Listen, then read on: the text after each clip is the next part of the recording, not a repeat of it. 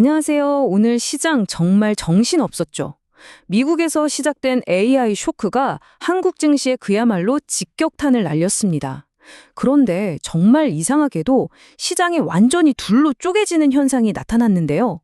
자, 대체 무슨 일이 있었던 건지 지금 바로 들어가 보시죠. 오늘 시장을 딱 한마디로 표현하라면 바로 이 문장인 것 같습니다. 폭풍우 속에 엇갈린 희비.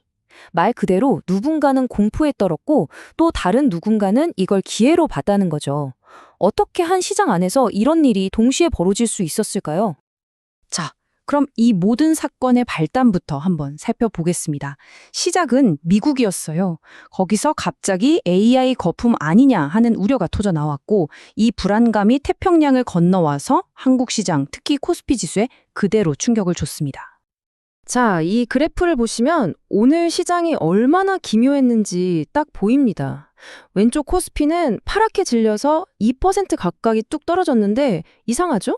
오른쪽 코스닥은 오히려 빨간불을 켜면서 소폭이나마 상승 마감했습니다. 정말 흥미로운 지점이에요. 아니, 어떻게 같은 나라 주식 시장이 이렇게 정반대로 움직일 수가 있을까요? 지금부터 코스피와 코스닥, 이 두 시장이 왜 완전히 다른 길을 걷게 됐는지 그 속사정을 한번 제대로 파헤쳐 보겠습니다. 숫자로 보면 이 상황이 더 극적으로 다가옵니다. 코스피는 무려 76포인트, 거의 2% 가까이 폭락하면서 심리적으로 중요했던 4,100선마저 무너졌거든요. 그런데 바로 그 시간에 코스닥은 1.49포인트, 조금이지만 어쨌든 올라서 버텨냈다는 겁니다. 한쪽은 무너지고 다른 한쪽은 살아남고 정말 극명한 대조죠.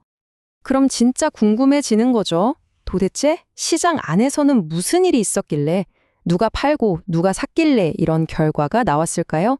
그 돈의 흐름을 한번 따라가 보겠습니다. 시장의 움직임 뒤에는 항상 돈의 흐름이 있죠. 특히 오늘은 두 투자 주체의 엄청난 힘겨루기가 시장의 방향을 완전히 갈라놓았습니다. 시장을 이렇게나 끌어내린 주범은 바로 외국인이었습니다. 이 숫자 좀 보세요. 9,570억 원. 거의 1조 원에 가까운 돈이죠. 이걸 하루 만에 코스피에서 다 던져버린 겁니다. 시장이 이 충격을 버텨낼 수가 없었겠죠? 자, 그런데 말이죠. 외국인이 이렇게 무섭게 던진 물량을 누군가는 전부 다 받아냈습니다. 바로 우리 개인 투자자들이었죠. 심지어 외국인이 판 것보다 훨씬 많은 무려 1조 4천억 원이 넘는 돈으로요. 거의 혼자서 시장을 방어했다고 봐도 과언이 아닙니다. 이게 바로 두 집단의 동상이몽을 보여주는 건데요.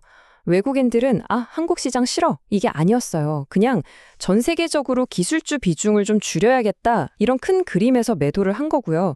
반면에 개인 투자자들은 와, 이 정도면 너무 빠진 거 아니야? 이건 기회다 하고 달려든 거죠. 말 그대로 거대한 줄다리기 한판이 벌어진 겁니다. 이런 거대한 돈의 이동은 특정 업종으로 들어가면 훨씬 더 드라마틱하게 나타납니다. 돈이 썰물처럼 빠져나간 곳, 그리고 반대로 돈이 밀물처럼 몰려든 곳이 너무나 명확하게 갈렸어요. 바로 이겁니다. 시장이 어떻게 둘로 쪼개졌는지 한눈에 보이지 않으세요? 외국인들이 집중적으로 팔아치운 삼성전자, SK하이닉스 같은 반도체 대장주들은 속수무책으로 무너졌습니다. 그런데 그 돈이 가만히 있었을까요? 아니죠. 그 돈이 피난처를 찾아 흘러들어간 곳이 바로 바이오였습니다. 보세요. 삼성바이오로직스는 5% 가까이 급등했잖아요. 시장의 안전지대 역할을 톡톡히 해낸 셈이죠. 물론 이런 거대한 흐름과는 또 상관없이 자기만의 스토리를 써내려간 종목들도 있었습니다. 예를 들어 신규 상장한 TMC는 첫날 80%나 폭등했고요. 신세계푸드는 이제 상장 폐지한다는 소식에 또 급등했죠. 그러니까 시장이 아무리 혼란스러워도 돈은 계속해서 갈 곳을 찾아 움직인다는 걸 보여주는 겁니다. 자, 그럼 오늘 이 정신없는 하루를 겪고 나서 우리는 앞으로 어떻게 대응해야 할까요? 이게 제일 중요하겠죠. 자료를 바탕으로 몇 가지 전략적인 포인트를 한번 짚어보겠습니다. 핵심 전략을 한 문장으로 줄이면 바로 이겁니다. 소나기는 피하고 옥석은 가려라. 느낌 오시죠? 무작정 패닉에 동참하기보다는 신중하게 진짜 가치 있는 걸 골라내야 한다는 뜻입니다. 그래서 크게 두 가지 경우로 나눠서 생각해 볼 수 있어요. 첫째, 지금 반도체 주식을 들고 계신 분들, 지금 당장 공포에 질려서 파는 건 좋은 선택이 아니라는 분석이에요. 너무 낮은 가격이니까요. 좀 고통스럽더라도 기술적 반등을 기다리는 보유 전략이 유리하다는 거고요. 둘째, 새로 시장에 진입하려는 투자자분들, 이분들은 좀 보수적으로 접근하는 게 좋다는 조언입니다.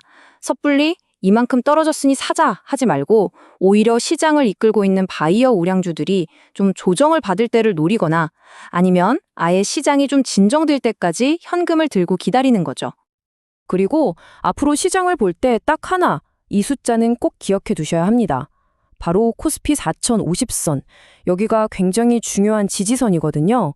이 선을 지켜내느냐 아니면 여기서 더 밀리느냐에 따라서 단기적인 시장 분위기가 완전히 달라질 겁니다. 오늘 우리는 AI 쇼크라는 태풍이 만들어낸 시장의 거대한 균열을 함께 살펴봤습니다. 이제 마지막으로 이 질문을 던지면서 마무리하고 싶습니다.